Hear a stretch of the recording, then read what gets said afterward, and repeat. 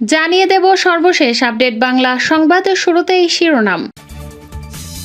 আওয়ামী লীগ নেতাদের পিঠে ছালা বেঁধে নামার পরামর্শ রাশেদের। এদিকে আওয়ামী লীগ আমলের মতো ভোট কারচুপির ষড়যন্ত্র চলছে বলছেন হাসনাত। কারা এনসিপিতে আসতে পারবে না জানালেন সার্জিস। এবং সর্বশেষ জানাবো 2 বিভাগে বজ্রসহ বৃষ্টির আভাস। এতক্ষণ শুনছিলেন সংবাদ শিরোনাম, এখন থাকছে বিস্তারিত। আওয়ামী লীগ নেতাদের পিঠে ছালা বেঁধে নামার পরামর্শ রাশেদের। গণ অধিকার পরিষদের সাধারণ সম্পাদক মোহাম্মদ রাশেদ খান আওয়ামী লীগ নেতাদের পরামর্শ দিয়েছেন, নির্বাচন করতে চাইলে তাদের পিঠে ছালা বেঁধে নামার পরামর্শ দিয়েছেন। সরকার ও নির্বাচন কমিশন বলছে আওয়ামী লীগ নির্বাচনে অংশগ্রহণ করতে পারবে না, কিন্তু আওয়ামী লীগের পদে থাকা নেতারা ইতোমধ্যে স্বতন্ত্রভাবে নির্বাচন করার জন্য অর্থকড়ি খরচ করছে। এরা কিছুদিন আগে রিফাইন্ড আওয়ামী লীগ গঠনের প্রক্রিয়া নিয়ে এগুচ্ছিল। এখন ভারতের পরামর্শে এরা স্বতন্ত্রভাবে নির্বাচন করার প্রস্তুতি নিচ্ছে, কিন্তু এরা বুঝতেছে না এদের মাতা শেখ হাসিনাকে ভারতও রক্ষা করতে পারে নাই। সুতরাং নির্বাচন করতে চাইলে পিঠের ছালা বেঁধে মাঠে নামুন। জনগণ ভারতের দালাল ফ্যাসিবাদের দোসরদের প্রতিহত করতে প্রস্তুত আছে। আওয়ামী দোসর ভারতের দালালদের কেউ যদি টাকা পয়সা খেয়ে সমর্থন দেন ও পৃষ্ঠপোষকতা করেন, জনগণ কিন্তু তাদেরও পচা ডিম মারবে। সুতরাং সাবধান ও সতর্ক হন। আবু সাইদের রক্তের শপথ, কোনো ভারতীয় দালাল ও আওয়ামী দোসরদের ডামি মামি স্বতন্ত্রভাবে নির্বাচন করতে দেওয়া হবে না। এজন্য যদি লড়াই করা লাগে শক্তভাবেই লড়াই করা হবে। মাঠে নেমে পরিবেশ ঘোলাটে ও দেশকে অস্থিতিশীল করার চেষ্টা করলে শক্তভাবে প্রতিহত করা হবে।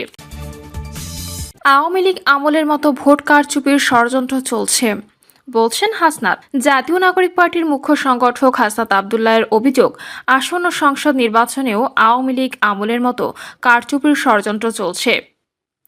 হাসনাত বলেন, একটা ইলেকশন ইঞ্জিনিয়ারিংয়ের দিকে আবার আমরা যাচ্ছি। 2024, 2018 ও 2014 সালের যে বিতর্কিত নির্বাচন হয়েছে, আমরা চাই না এ বিতর্কিত নির্বাচনের আর পুনরাবৃত্তি ঘটুক। কিন্তু আমরা দেখতে পাচ্ছি যেভাবে নির্বাচন প্রক্রিয়া চলছে, সেই প্রক্রিয়ায় আরেকটি প্রি ইঞ্জিনিয়ার্ড একটি নির্বাচন আবার জাতি উপহার পাবে। জুলাই অভ্যুত্থানের পর গঠিত অন্তর্বর্তী সরকার জানিয়েছে আগামী ফেব্রুয়ারিতে হবে ত্রয়োদশ সংসদ নির্বাচন।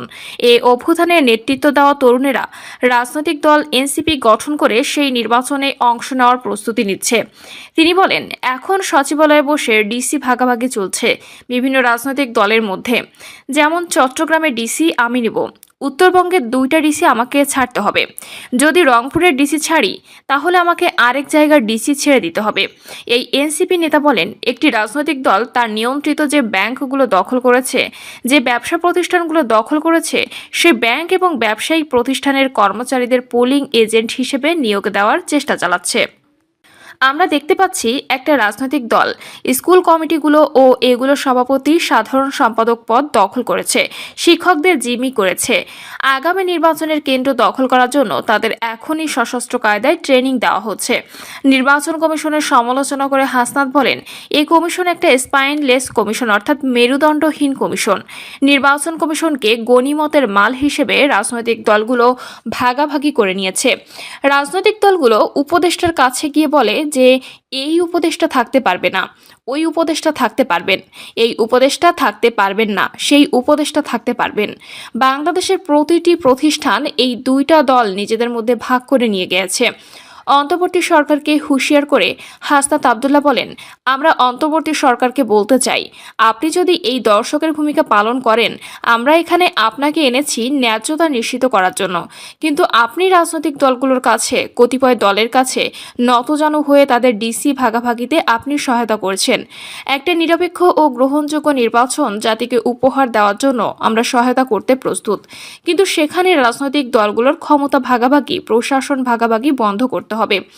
এনসিপির এ সভায় দলের সদস্য সচিব আক্তার হোসেন, মুখ্য সমন্বয়ক নাসরুদ্দিন পাটোয়ারি, মুখ্য সংগঠক সার্জিস আলম, জ্যেষ্ঠ যুগ্ম মুখ্য সমন্বয়ক আব্দুল হান্নান মাসুদ সহ জ্যেষ্ঠ নেতারা বক্তব্য দেন।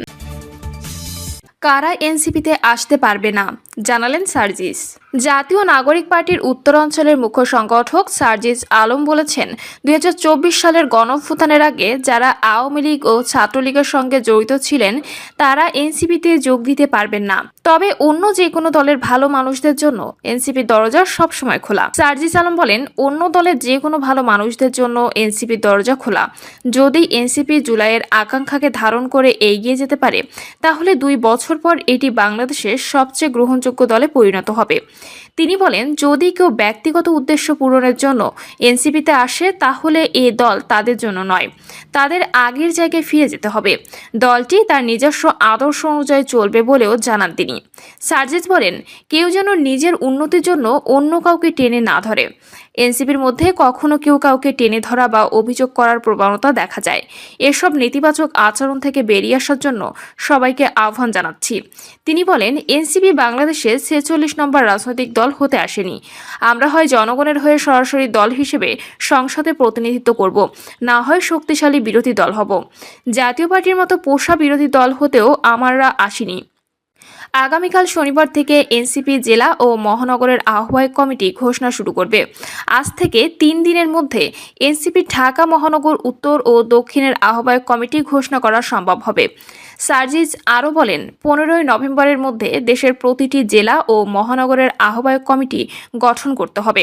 30 ডিসেম্বরের মধ্যে দেশের প্রতিটি ওয়ার্ড, জেলা, উপজেলা, ইউনিয়ন ওয়ার্ড সহ মহানগর, থানা ও ওয়ার্ডে এনসিপির আহ্বায়ক কমিটি থাকতে হবে। যদি আমরা এটি সম্পন্ন করতে পারি তাহলে আগামী সংসদ নির্বাচনে এনসিপি দেশের শক্তিশালী 2টি রাজনৈতিক দলের মধ্যে একটি হিসেবে অংশগ্রহণ করবে বলেও দাবি করেন তিনি। 2 বিভাগে বজ্রসহ বৃষ্টির আভাস। আবহাওয়া অফিস জানিয়েছে, চট্টগ্রাম ও সিলেট বিভাগের 2-1 জায়গায় বৃষ্টি অথবা বজ্রসহ বৃষ্টি হতে পারে। অধিদপ্তরের পূর্বাভাস অনুযায়ী শনিবার সকাল 9টার মধ্যে চট্টগ্রাম ও সিলেট বিভাগের 2-1 জায়গায় বৃষ্টি বা বজ্রসহ বৃষ্টি হতে পারে। এছাড়া দেশের অন্যত্র আংশিক মেঘলা আকাশ সহ আবহাওয়া প্রধানত শুষ্ক থাকতে পারে। সারা দেশে দিন এবং রাতের তাপমাত্রা সামান্য কমতে পারে। এরপর শনিবার সকাল 9টা থেকে পরবর্তী 24 ঘন্টায় চট্টগ্রাম বিভাগের 2-1 জায়গায় বৃষ্টি বা বজ্রসহ বৃষ্টি হতে পারে। এছাড়া দেশের অন্যত্র আংশিক মেঘলা আকাশ সহ আবহাওয়া প্রধানত শুষ্ক থাকতে পারে। সারা দেশে দিনে তাপমাত্রা প্রায় অপরিবর্তিত থাকতে পারে এবং রাতের তাপমাত্রা সামান্য কমতে পারে। সকাল 9টা থেকে পরবর্তী 24 ঘন্টায় আংশিক মেঘলা আকাশ সহ সারা দেশের আবহাওয়া প্রধানত শুষ্ক থাকতে পারে। সারা দেশে দিন এবং রাতের তাপমাত্রা প্রায় অপরিবর্তিত থাকতে পারে।